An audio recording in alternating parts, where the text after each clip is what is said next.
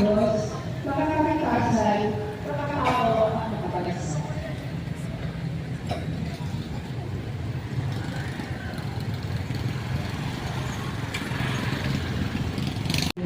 Ako, bilang isang Nazareno, ay nagmamahal sa kalikasan, ay nangangakong gagawin ng lahat upang pangalagaan ang kapaligiran.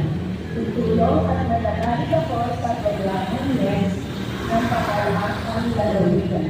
Nagagawin malinis sa tuluyan ang kapaligiran. Itatapon ko ang basura sa tamang lugar at pakaalagaan ang angkop sa pamamaraan. Upang muli magamit at makilamang ang mga bagay na dati ay itinatapon lamang. Ako ay magtatanim ng puno upang mapayabong ang kagubatan ng maiwasan na pagpaha at pagkasira ng ari-arian.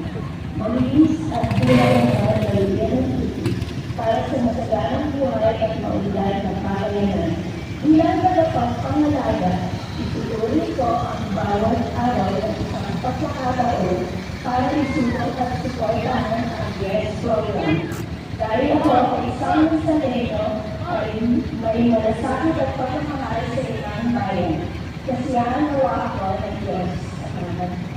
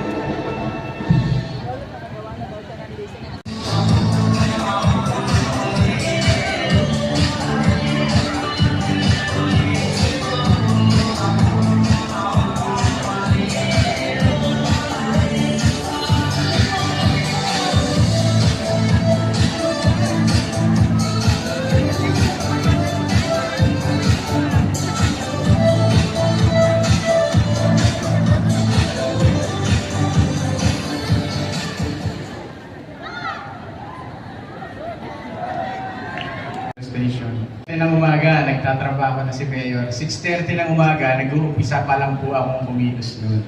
Mga ganong oras. Sipag, di ba? Palakpakan natin si Mayor Kit, kahit wala siya.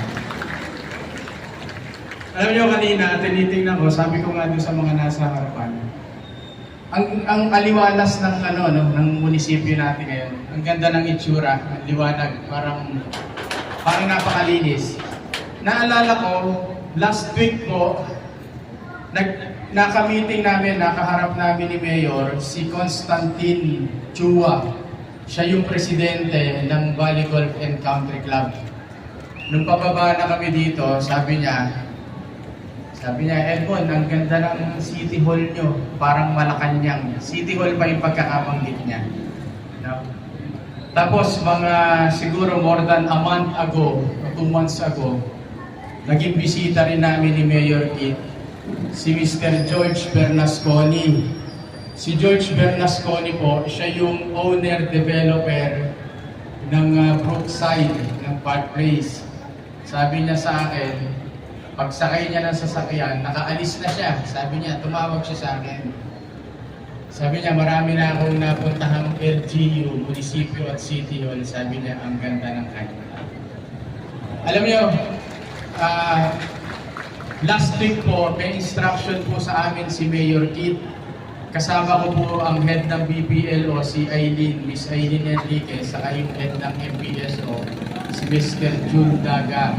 Iminit po namin yung lahat ng establishments, lahat ng owner ng establishments at mga negosyo along A. Bonifacio. Pag sinabi natin A. Bonifacio, from Junction to General Ricarte, yung boundary ng Taytay at Cainta. Alam nyo, yung A. Bonifacio, ito po yung heart ng Cainta. Ito yung puso ng Cainta kasi ito yung kabayanan ng Cainta. Nung araw naman, nung malinggit naman kami, hanggang lang naman nung araw kung natatandaan nyo, hanggang Kasibulan lang naman nung araw Wala pa yung dating papunta rin sa Santa Lucia. Yun nung maliit pa ako, natandaan ko, hanggang Kasibulan lang.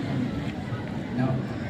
Alam nyo, sabi ko nga sa'yo, madalas ko sinasabi, kapag pumasok ka sa isang lugar, pumasok ka sa kwarto, pumasok ka sa Starbucks, pagdating mo, hindi ka pa nagsasalita, yung unang 20 or 30 seconds na makita ka ng tao, yun yung first impression sa'yo, kahit hindi ka nagsasalita.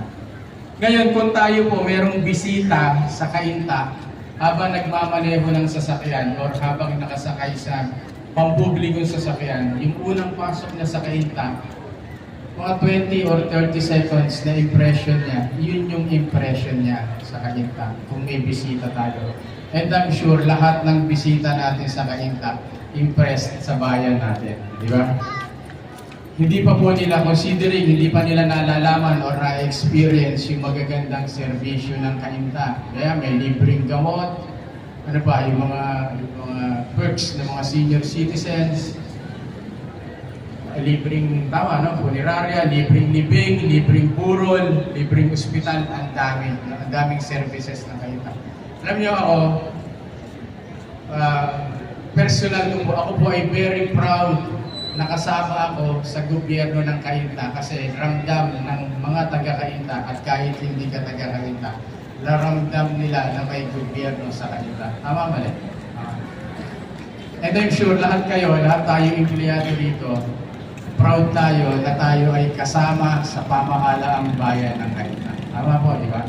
Lahat po bilang empleyado, bilang kawali ng pamahalaang bayan ng Cainta, nasa atin po yung kapangyarihan o dahilan para mapasaya at mapaglingkuran ng tama yung mga kababayan natin sa Cainta. Magandang umaga po. God bless po.